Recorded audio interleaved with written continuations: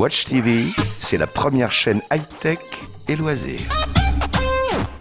Plus de décliner les silhouettes. Après la berline, le break, le coupé 4 portes, le SUV, voici la classe C se décline en coupé. Ce coupé rime-t-il davantage avec sportivité qu'avec famille? C'est ce que nous avons essayé de savoir et pour ça, je vous propose qu'on se retrouve à bord.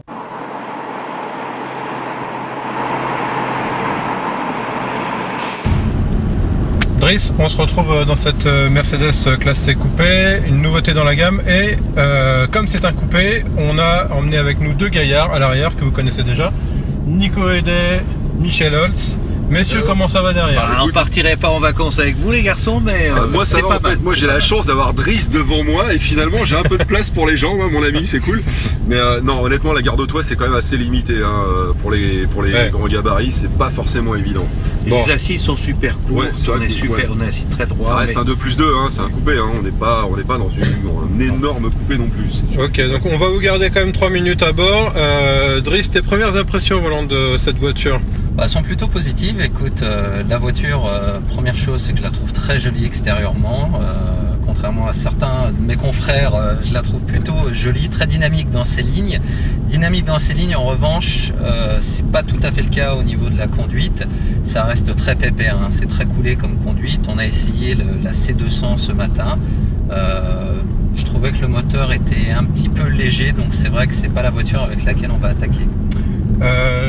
Nicolas, Michel, vous avez essayé la version diesel, est-ce que vous confirmez cette impression ou est-ce que c'est un peu différent? Je suis pas du tout d'accord avec Driss qui s'est fait bluffer par la calandre. Parce que c'est vrai que la face avant de l'auto, elle est jeune, elle est dynamique, un peu bling bling avec des espèces d'incrustations de faux diamants. Mais sinon la ligne elle-même, le profil lui-même, surtout de l'arrière, reste très très classique. On est dans le coupé bourgeois, comme Mercedes l'a toujours fait, sur la E, sur la S et sur la C. Donc il n'y a rien de neuf à ce niveau-là, sauf la calandre. Je trouve que, alors moi là je suis pas tout à fait d'accord avec toi, pour le coup je rejoins plus Driss dans l'esprit. Je trouve qu'on rajeunit quand même l'esprit de la marque avec ce type de véhicule. Ça reste un coupé classique, mais je trouve qu'on a vraiment rajeuni le coup de crayon.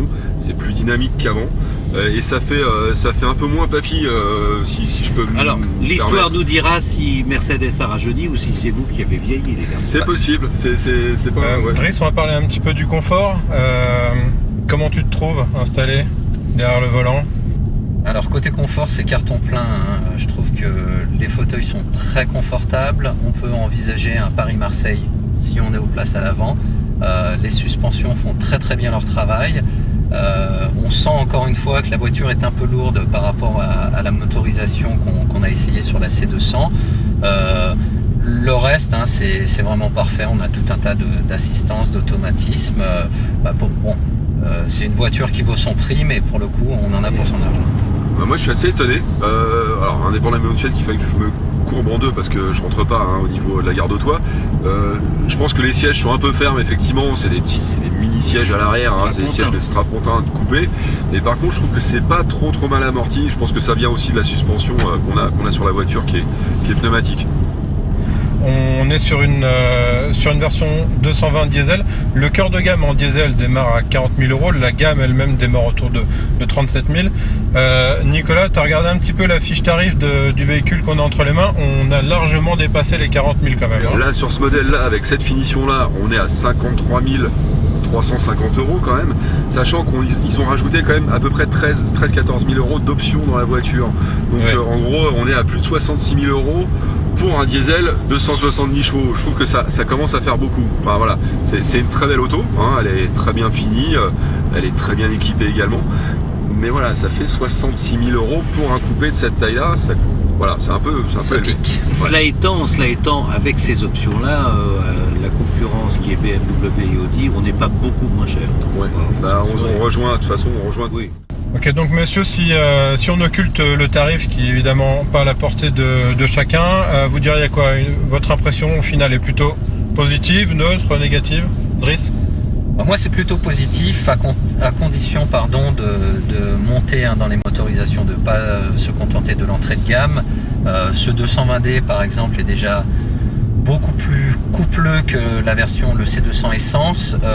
J'aime encore une fois beaucoup la ligne. Bon, tout ça, c'est dans un monde idéal où on ne parlerait pas d'argent, bien entendu. Moi je dirais plutôt pour, mais pas quand on est quadra dynamique, plutôt pour quand on est quinca, voire sexa, un peu moins dynamique, et qu'on a envie de se balader en couple parce que les enfants sont partis, et qu'on a envie de partir en vacances tous les deux sur les petites routes tranquillement. C'est parfait, c'est juste parfait. Si on cherche du dynamisme, c'est pas ça. Alors, moi si je peux donner mon avis, en tant que quadra confirmé, ça me plairait bien, ouais. Je rejoins Driss dans l'esprit, je trouve que c'est une belle auto. C'est assez différenciant finalement, parce que ça ressemble pas forcément à ce qu'on a fait chez Mercedes sur cette catégorie de véhicules avant. Je la trouve dynamique, je la trouve jolie, et rien que pour ça, je trouve qu'elle mérite le détour. Bien, messieurs, merci, on vous dépose. Allez, c'est parti. Voilà, Nicolas, ce qu'on peut dire sur ce genre de voiture, c'est que c'est un segment qui est très sensible à la nouveauté. C'est quoi les concurrentes de la classe C coupé aujourd'hui? Justement, ouais, c'est ce qu'on nous explique chez Mercedes. C'est vrai que le marché, on est à peu près à 4-5 000 voitures par an en France, ce qui est pas ridicule. On est c'est équivalent de certains marchés SUV haut de gamme. En face, c'est pas compliqué. On a deux concurrents, c'est Audi A5 qui est un peu en fin de vie, qui est vieillissante et qui sera changée l'année prochaine. Et on a la série 4 de BMW qui est quand même une voiture là, par contre assez récente, qui est arrivée, je crois, il y a à peu près 1 an et demi. Donc voilà, c'est très concurrentiel et c'est généralement la nouveauté effectivement qui va pousser le marché vers le haut et qui va créer vraiment du trafic, qui va faire qu'il y a un peu plus de volume que les années précédentes, quoi. Alors sur ce marché, cette classe C coupé, elle a un positionnement qu'on a peut-être un petit peu du mal à définir, parce que dans ces définitions-là, en tout cas, c'est pas une sportive, c'est évidemment pas une familiale. C'est une voiture pour qui, finalement? Alors, il y a débat là-dessus. Ouais, il y a débat parce que c'est vrai qu'on est. Alors Michel Holz disait que lui, il était plus sur des personnes plutôt en pré-retraite ou en retraite qui ont tout payé, qui ont plus d'enfants à charge. Et c'est sans doute effectivement les clients que vise Mercedes, mais c'est une image jeune quand même. Mais en fait, on a beaucoup rajeuni la ligne, je trouve. Et rien que pour ça, je pense qu'on peut aller chercher des gens qui sont éventuellement peut-être sur une berline classe C, mais qui se disent finalement, je peux craquer parce que c'est 3 500 € de plus qu'une classe C. Finalement, le coupé, c'est pas énorme. À motorisation égale, on en est là. Donc finalement, est-ce que j'ai besoin d'autant de place? J'ai quand même un coffre qui est correct. Est-ce que j'ai des enfants trop grands ou pas? Est-ce que finalement en bas âge ça peut marcher? Et je pense que ça peut marcher. Moi qui ai vécu en mini Cooper S avec un petit bonhomme de quelques mois et même plus grand, ça marchait très bien. Donc pourquoi pas? Finalement pourquoi pas? Et ça peut. Et je pense qu'ils vont aussi prendre de la clientèle à BMW un petit peu et beaucoup à Audi. Parce que c'est une clientèle qui est assez volatile et du coup ils peuvent en récupérer pas mal, effectivement. Je parlais de cette définition sportive à venir, la AMG, puis il y aura même une deuxième déclinaison de l'AMG que tu attends, Vincent. Alors la première fera 460 et quelques chevaux, la deuxième en version AMG S, c'est ça, fera 510 chevaux. On va revenir sur du V8 biturbo, c'est ce qui va coller pour toi avec ce genre de silhouette. Ça me parle plus, c'est sûr. Non, mais c'est le moteur de la AMG GT, du coupé. La seule différence, c'est qu'il aura, comme sur la berline classe C AMG, une lubrification avec carter humide, donc il est un petit peu plus haut, mais sinon c'est le même moteur, donc c'est un moteur que personnellement j'adore, qui fait un bruit fabuleux, qui pousse vraiment bien et qui arrive à faire oublier le fait qu'il a des turbos, donc c'est pas mal aussi. Donc oui, après, comme j'ai pas essayé celle-là, je peux juste mon seul commentaire, ça sera sur le style. Je la trouve très réussie de 3/4 avant, un peu moins de 3/4 arrière. J'aime pas trop comment ils ont dessiné l'arrière, je trouve ça tombe un petit peu, mais voilà, c'était juste un avis perso. C'est une mini classe S coupée en fait, Voilà, ils ont vraiment voulu faire ça, retrouver, et c'est vrai que la classe S coupée a cette partie arrière qui est assez proche, donc mais bon, on aime pas, moi j'aime bien, je trouve que ça change un peu. Faut tout pour faire un monde. Voilà, exactement.